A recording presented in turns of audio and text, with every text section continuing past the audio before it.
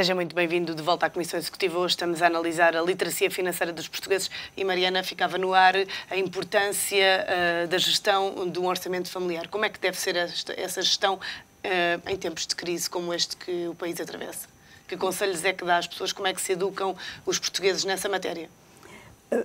Primeiro passa-se por a gestão do rendimento e às vezes o rendimento pode ser mais ou menos estável e hoje em dia infelizmente não há muitos rendimentos estáveis porque até as pessoas que tinham bons empregos estão a ficar desempregadas e estão a ter que, ou correm o risco de ficar desempregadas. Portanto, a primeira questão é gerir o trabalho e às vezes arranjar um segundo trabalho ou um part-time, tudo isso é muito importante. Depois, dentro da previsão de rendimento, pôr logo uma parte de lado. Há alguém que eu ouvi outro dia na televisão dizer pague-se a si próprio primeiro. Primeiro pague a sua conta poupança. E depois pague as outras contas. E depois há custos fixos, que é o custo da casa, a prestação da casa ou a renda, os custos da casa, a alimentação, tudo isso são custos fixos que também se podem melhorar. Há pessoas que estão em casas que excedem as suas necessidades, podem passar para uma casa mais pequena, mais modesta. Há pessoas que têm casas secundárias. Portugal é um dos países que tem mais segundas casas. Algumas são casas na aldeia que não contam muito para estes efeitos, mas outras não. Outras são... houve tempo em que ter várias casas era muito comum e promovido e financiado pelos bancos. Depois, outra questão é nos consumos. Nós temos hábitos de consumo que não têm, que são excessivos, que não são sustentáveis. Então, uma das... distinguir o essencial do acessório. E fazer prioridades. Por exemplo, eu tenho... uma das coisas que está a verificar agora, por exemplo, é que as famílias estão a tirar as crianças dos colégios.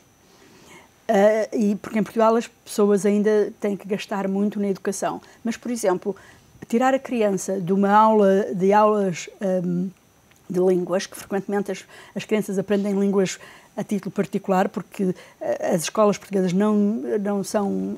Por exemplo, é quase impossível aprender alemão numa escola pública porque não há turmas para isso. Agora, isso é um investimento. Uma das coisas que é importante fazer no orçamento familiar é distinguir o que é consumo do que é investimento.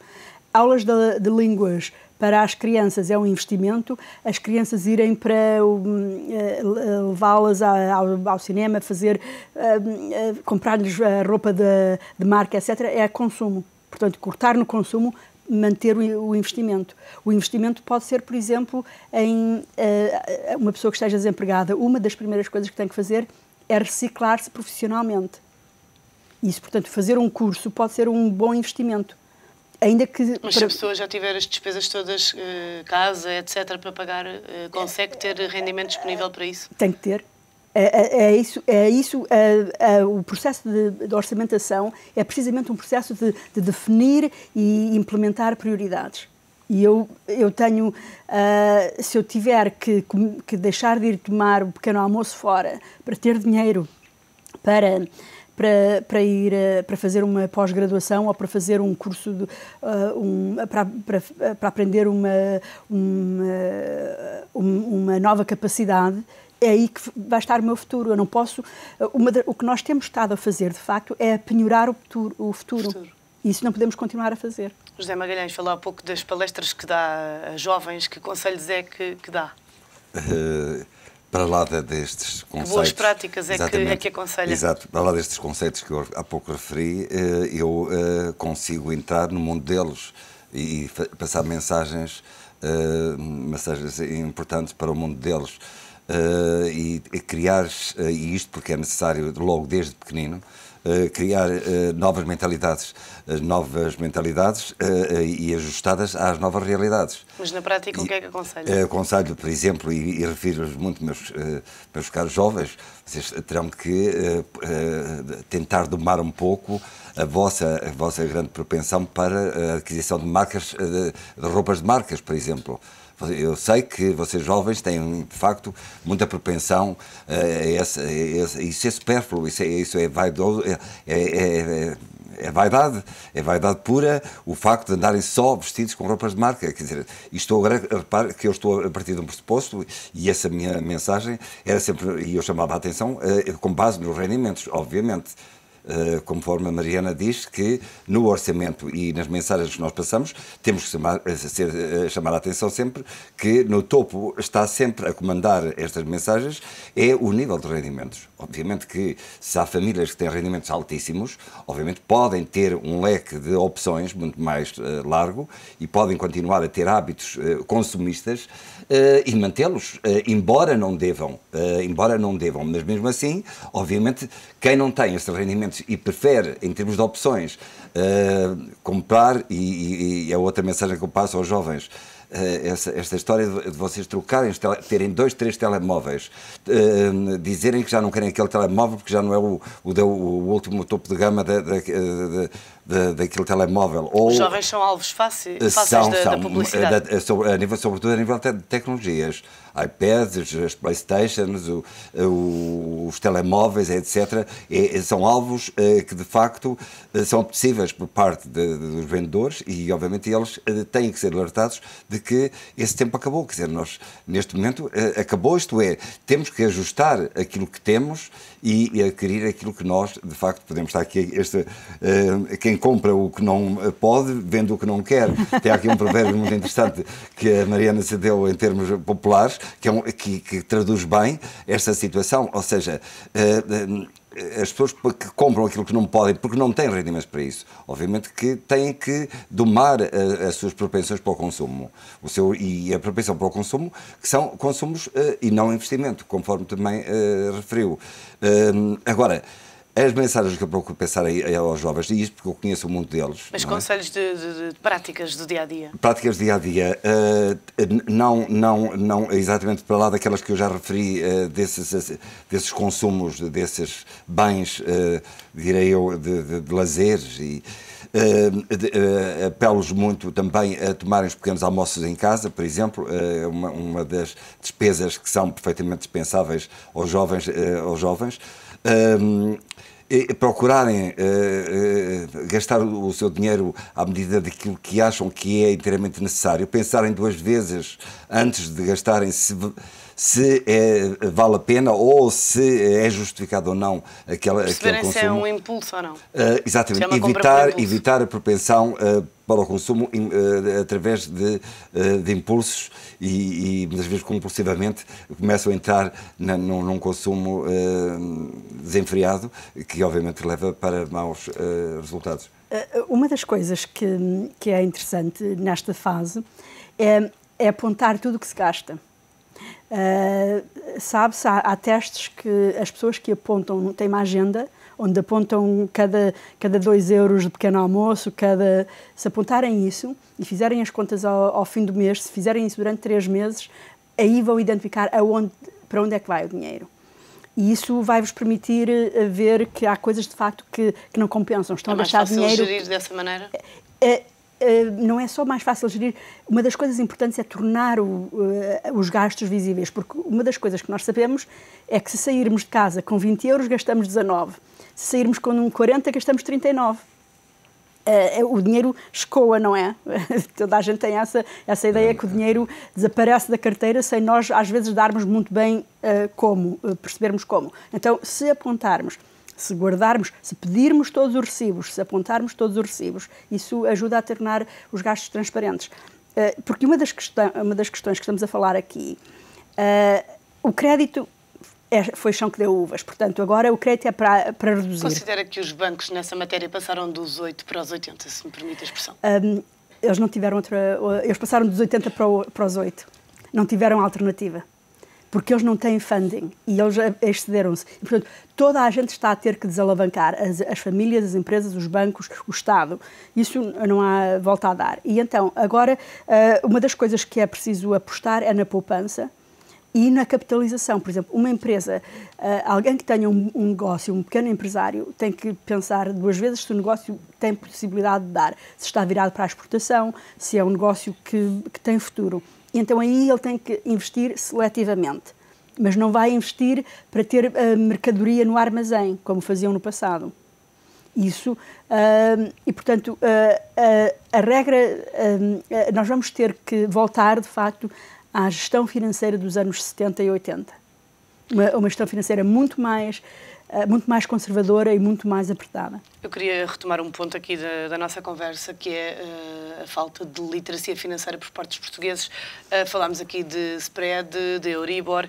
Há uma grande complexidade e opacidade dos produtos financeiros em Portugal. É importante clarificar a informação. Uma pessoa que chega a um balcão do banco, é importante que os funcionários dos bancos esclareçam bem os clientes com uma informação clara. Sim, evidentemente que os produtos financeiros são bastante opacos e há uma linguagem própria que nem toda a gente percebe. Mas eu tenho uma regra: se eu não entendo, eu não avanço. Há certas coisas, assinar de cruz num empréstimo ou até numa aplicação financeira, é perigoso e as pessoas têm que, se não compreendo bem um vestido que vou comprar, se tenho dúvidas acerca da qualidade, eu não compro. Também não devo comprar um depósito quando tenho dúvidas ou um crédito quando tenho dúvidas. Agora, a pressão comercial é muito forte e há bancos ainda, e SFACs, aquelas sociedades de financiamento de aquisição a crédito, que são bancos em tudo menos nome, que continuam com uma pressão comercial forte. Anything you want. Se for ver, eu aposto que se quisesse, arranjava 100 mil euros de empréstimos numa semana se fosse, sobretudo como diz que não tem dívidas, olha, se quiser, eu garanto-lhe que numa semana conseguia 100 mil euros de crédito. Depois pagar seria outra questão. Sim. Mas ainda hoje, numa fase em que devíamos estar... Está-se a referir a uma pessoa sem dívidas. Exatamente. Ainda hoje, numa fase em que estamos em desalavancagem, ainda é fácil demais adquirir crédito ao consumo. É preciso educar os funcionários dos bancos. O governador do Banco de Portugal alertava para isso mesmo aqui há tempos. Dizia que era preciso clarificar e fazia esse apelo. Sim, eu concordo que, para lá de nós, portugueses, consumidores, compradores de dinheiro, tínhamos que ter alguma e bem informados do ponto de vista de literacia financeira. Também acho que os bancos devem ser muito claros e transparentes no produto que estão a vender ao aforrador. E isto... e eu quando falo claros, é de facto com toda a transparência e todo um vocabulário acessível a todas as pessoas que não têm uma formação exaustiva sobre literacia financeira. Claro está que eu, quando vou ao banco, e a minha parte, os bancos com que eu trabalho já me conhecem e sabem de facto, podem falar comigo à vontade, porque eu sei o que é que eles estão a querer dizer. Agora, admito que há muitas pessoas que não tenham uma formação tão específica nesta área e que facilmente possam ser baralhados e possam ser confundidos exatamente com alguns termos, algumas expressões utilizadas pelos bancários na venda dos seus produtos. E as pessoas aí ficam um bocado na dúvida e fica-lhes só, muitas vezes, o número. Temos aqui um produto, não sei o que mais, que tem a particularidade de poder chegar até aos 12% ou aos 15%. Quer dizer, e as pessoas, mas não há aquele esclarecimento. As pessoas facilmente se iludem? Pelos números. Mas o Banco de Portugal está bastante focado na proteção dos clientes atualmente. Nesse aspecto, e acho muito bem, e há um bocadinho já referi, até os próprios bancos também estão a infletir um pouco as instituições financeiras que a Mariana há um bocadinho estava a referir. Eu sei quais são as que estavam a referir, as que se estava a referir, e mesmo essas é interessante ver a publicidade do antes e do agora que faziam passar na televisão. Antes, com toda a sua forma de consumismo desvairado, direi mesmo, dizia telefone, em 24 horas terá o seu dinheiro, para as suas férias tão desejadas, para o jantar e a joia que tanto gostaria de dar à sua namorada. Quer dizer, isto, fazer crédito para fazer umas férias, para ir jantar e dar a joia à namorada, o apelo ao consumismo, em termos publicitários, agora aparece uma publicidade já diferente. Muito mais, obviamente, muito mais. Já lhe retiraram a viagem e o jantar e a joia, mas aparecem já outras imagens com um apelo mais, que talvez mais maternal. Dizendo que venha, visto que vai ter muitas despesas por aí fora, pela maternidade, etc., e que nós emprestamos o dinheiro. Exatamente, é a nova passagem de crédito, que é uma passagem de crédito que não deixa de ser também maliciosa e muito perigosa, mas já num contexto diferente, mais soft, mais fácil de passar. O crédito devia ser um pouco como os medicamentos, não se deve fazer publicidade aos medicamentos, os medicamentos são um mal necessário, o crédito também é quase um mal necessário. E uma das coisas que nós devíamos pensar era que, mesmo se o crédito é uma coisa normal, neste momento é uma coisa perniciosa, porque já temos crédito a mais. Então, o que é que nós temos que pensar? É como é que nós vamos fazer a reestruturação dos créditos atuais.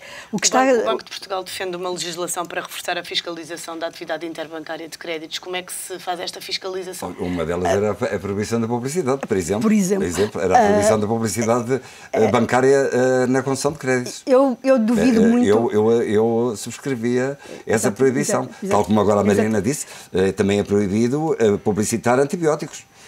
Marcas de antibióticos e remédios, medicamentos chamados éticos, em que são com receita médica. Não, é proibida a publicidade. Porquê que não é proibida a publicidade a instituições financeiras que vendem dinheiro?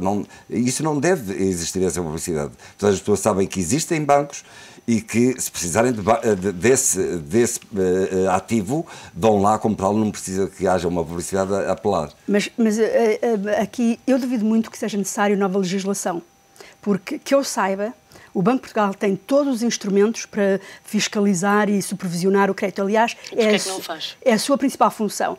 Houve falhas de regulação. No caso do BPN foi evidente, no caso do BPP também. Portanto, eu fico sempre muito de pé atrás quando ouço dizer vai sair uma nova lei que vai resolver o problema. Não, isto são problemas... Não acredita nisso? Não, porque isto são questões comportamentais. Não é a regra que faz a diferença, é a aplicação das regras e dos ditados financeiros, como eu estava a dizer, quem ao bom pagador não pesa ao penhor, quem tudo quer, tudo perde. Isto são regras básicas, não é preciso perder tempo na Assembleia com novos decretos-leis e novas normas. O que é importante é fazer uma gestão prudencial, e o Banco de Portugal e os outros bancos centrais têm a responsabilidade da gestão prudencial. O que é que nós temos que fazer agora? Eu acho que é uma coisa importante. Nós temos que desalavancar a todo o nível de economia. Vai implicar sacrifícios partilhados por todos. Os bancos estão a reforçar o contencioso. Os tribunais têm que reforçar também o tratamento de dívidas, para cobrar qualquer 200 euros de dívida fica no tribunal 3 anos. É necessário agilizar os processos. Isso é essencial. Por exemplo, nos Estados Unidos, o que está a acontecer com o subprime é que as pessoas conseguem entregar a casa ao banco numa dação em pagamento e ficam libertos. Não ficam com esse encargo. O que não acontece em Portugal. O que ainda não acontece em Portugal. É preciso aprender com os Estados Unidos. Eu acho que os sacrifícios têm que ser partilhados. Não há outra. Terminar. Mariana Abrantes de Sousa, José Magalhães, muito obrigada pela vossa presença nesta Comissão Executiva. Estão encerrados os trabalhos por hoje. Voltamos na segunda-feira, na semana em que a Troika chega a Portugal para a terceira avaliação ao Programa de Ajuda Externa. Bom dia e bom fim de semana.